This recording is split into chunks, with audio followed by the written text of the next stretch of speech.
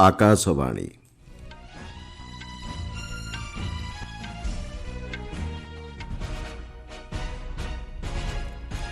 संवाद पढ़ुछंती मलय रंजन मिश्र। मुख्य संवाद त्रिराष्ट्रीय गस्तर द्वितीय पर्यायर ऑस्ट्रेलिया को 3 दिनिया गस्तरे गले प्रधानमंत्री। नुआदिल्ली रे अनुष्ठित हेउछि त्रयोदश आसियान भारत मिलित कमिटी बैठक। केरळर कोचिठारे ब्रिक्स महिला मंत्रिस्तरीय बैठक आरंभ। अमेरिकीय सामरिक प्रतिष्ठानगुड़िक उपरे इरानर आक्रमण एवं ओडिशा समेत देशर केतेक अंचल धूलीझड़ सह वर्षा हेबा नै अनुमान करिछि पाणीपाग विभाग। त्रिराष्ट्रीय गस्तर द्वितीय पर्यायर प्रधानमंत्री नरेंद्र मोदी ऑस्ट्रेलिया गस्तरे जाइछन्ति। इंडोनेशिया गस्त शेष करी श्री मोदी 3 दिनिया गस्तरे जाई मेलबोर्न ठारे आज पहुंचिबे।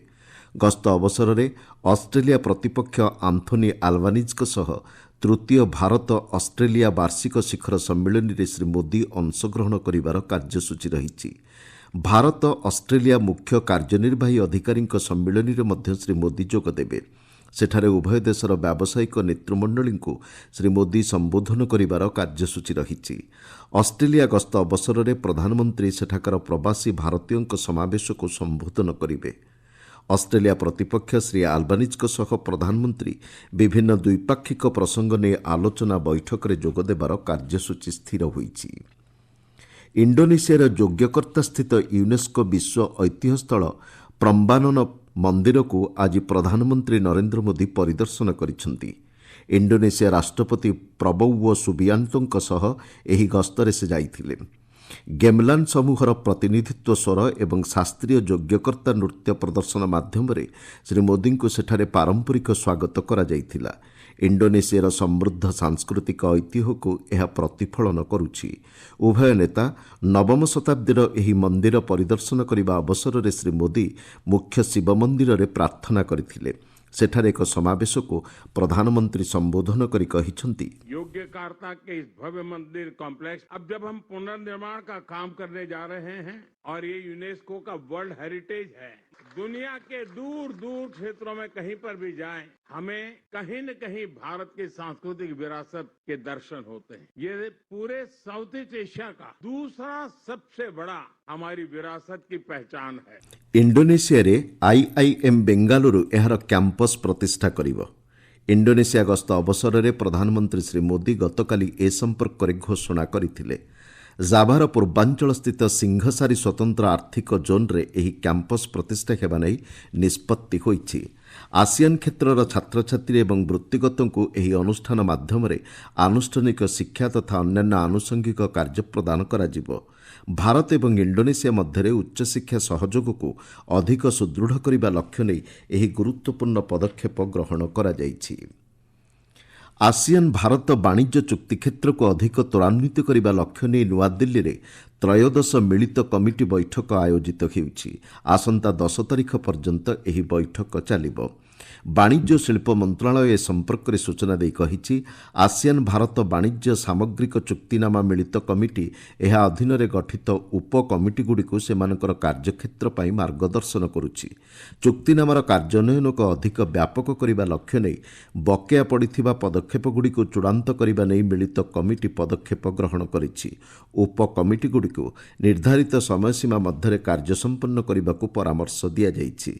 मंत्रणालय कहिछि, चलित त्रयोदश मिलित कमिटी बैठक अवसर में 8टी उपकमिटी मध्यरु 3टीर बैठक अनुष्ठित हेउछि।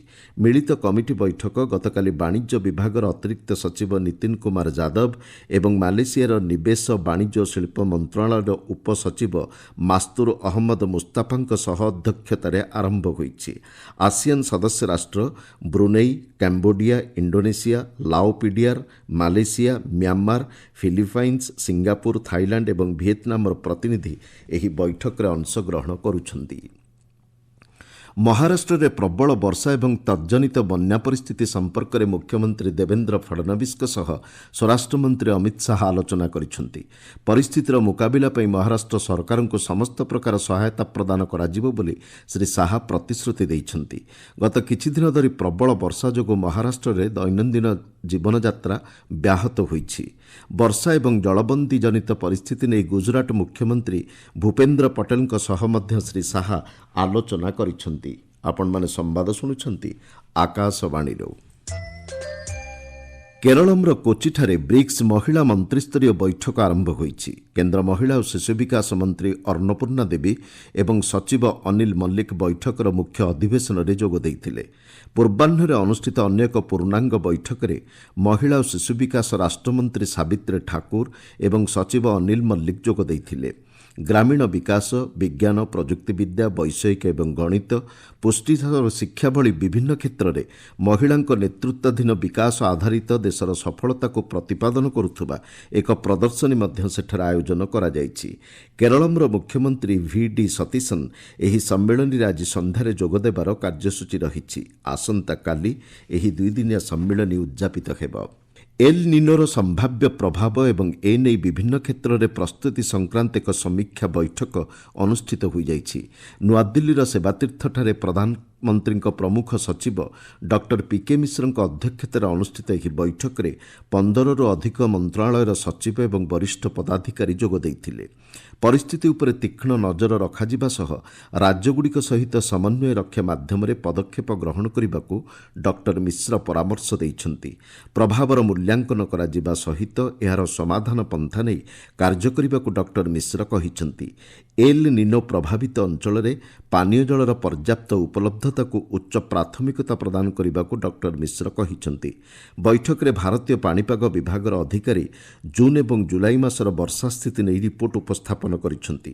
ଅନ୍ୟମାନଙ୍କ ମଧ୍ୟରେ କୃଷି ବିଭାଗର ସଚିବ, ସ୍ୱାସ୍ଥ୍ୟ ଓ ପରିବାର କଲ୍ୟାଣ ଏବଂ ଗ୍ରାମୀଣ ବିକାଶ ବିଭାଗ ପକ୍ଷରୁ ଏଲ୍ ନିନୋର ପ୍ରଭାବର ମୁକାବିଲା ଦିଗରେ ଗ୍ରହଣ କରାଯାଇଥିବା ପଦକ୍ଷେପଗୁଡ଼ିକ ଉପରେ ବୈଠକରେ ରିପୋର୍ଟ ଉପସ୍ଥାପନ କରାଯାଇଛି। ଚଳିତ ଶ୍ରୀ ଅମରନାଥ ଜୀ ଯାତ୍ରା ପାଇଁ ଜାମ୍ମୁ କାଶ୍ମୀର ପ୍ରଶାସନ ଏକ ନୂତନ ପରାମର୍ଶବଳୀ ଜାରି କରିଛି।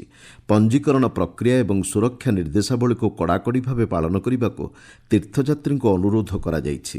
ଆମ ଜମ୍ମୁ ସମ୍ବାଦଦାତା ଦେଇଥିବା ସୂଚନା ଅନୁଯାୟୀ ସୁପ୍ରିମକୋର୍ଟଙ୍କ ନିର୍ଦ୍ଦେଶ ଆଧାରରେ ଦୈନିକ ତୀର୍ଥଯାତ୍ରୀଙ୍କ ଯାତ୍ରା ସୀମା ବଳବତ୍ତର ରଖାଯାଇଛି। ଅନୁମତି ପତ୍ରରେ ଉଲ୍ଲେଖ କରାଯାଇଥିବା ତାରିଖରେ ଯାତ୍ରା କରିବାକୁ ଶ୍ରଦ୍ଧାଳୁଙ୍କୁ ପରାମର୍ଶ ଦିଆଯାଇଛି। ତତ୍କାଳ ପଞ୍ଜୀକରଣ ବ୍ୟବସ୍ଥା ସୀମିତ ସଂଖ୍ୟାରେ ଉପଲବ୍ଧ ରହିଛି ବୋଲି ପ୍ରଶାସନ ସ୍ପଷ୍ଟ କରିଛି। ପଞ୍ଜୀକୃତ ନ ହୋଇଥିବା ତୀର୍ଥଯାତ୍ରୀଙ୍କୁ ଯାତ୍ରା ମାର୍ଗରେ ଆଗକୁ ନ ଯିବାକୁ ପରାମର୍ଶ ଦିଆଯାଇଛି। ନିର୍ଦ୍ଧାରିତ ଦିବସ ପୂର୍ବରୁ ପଞ୍ଜୀକୃତ ଯାତ୍ରୀଙ୍କୁ ଶ୍ରୀ ଅମରନାଥ ଜୀ ଯାତ୍ରାରେ ଯିବାକୁ ଅନୁମତି ପ୍ରଦାନ କରାଯିବ ନାହିଁ ବୋଲି ପରାମର୍ଶବଳୀରେ ଉଲ୍ଲେଖ କରାଯାଇଛି। କେତେକ ଆମେରିକୀୟ ସାମରିକ ପ୍ରତିଷ୍ଠାନ ଉପରେ ଇରାନ ପ୍ରତିଶୋଧମୂଳକ ଆକ୍ରମଣ କରିଛି। ହର୍ମୁଜଗାନ ପ୍ରଦେଶ ଏବଂ ବନ୍ଦର ସହର ମସାହାର ଉପରେ ଆମେରିକାର ଆକ୍ରମଣ ଜବାବରେ ଇରାନ ଏହି ପଦକ୍ଷେପ ଗ୍ରହଣ କରିଛି।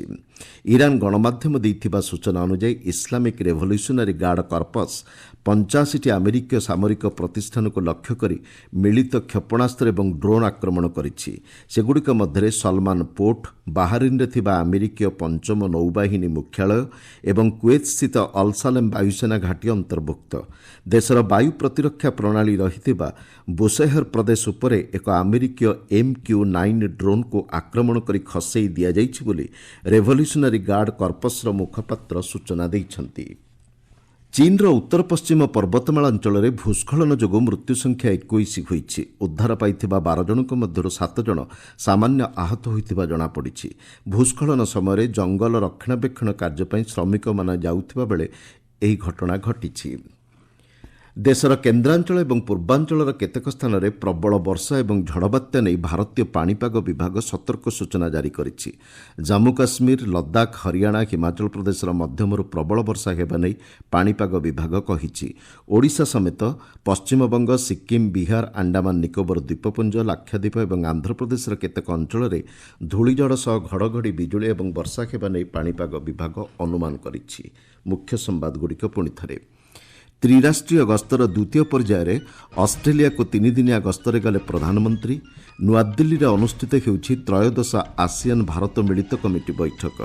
କେରଳମ୍ର କୋଚିଠାରେ ବ୍ରିକ୍ସ ମହିଳା ମନ୍ତ୍ରୀସ୍ତରୀୟ ବୈଠକ ଆରମ୍ଭ। ଆମେରିକୀୟ ସାମରିକ ପ୍ରତିଷ୍ଠାନଗୁଡ଼ିକ ଉପରେ ଇରାନର ଆକ୍ରମଣ ଏବଂ ଓଡ଼ିଶା ସମେତ ଦେଶର କେତେକ ଅଞ୍ଚଳରେ ଧୂଳିଝଡ଼ ସହ ବର୍ଷା ହେବା ନେଇ ଅନୁମାନ କରିଛି ପାଣିପାଗ ବିଭାଗ। ସମ୍ବାଦ ଶେଷ ହେଲା।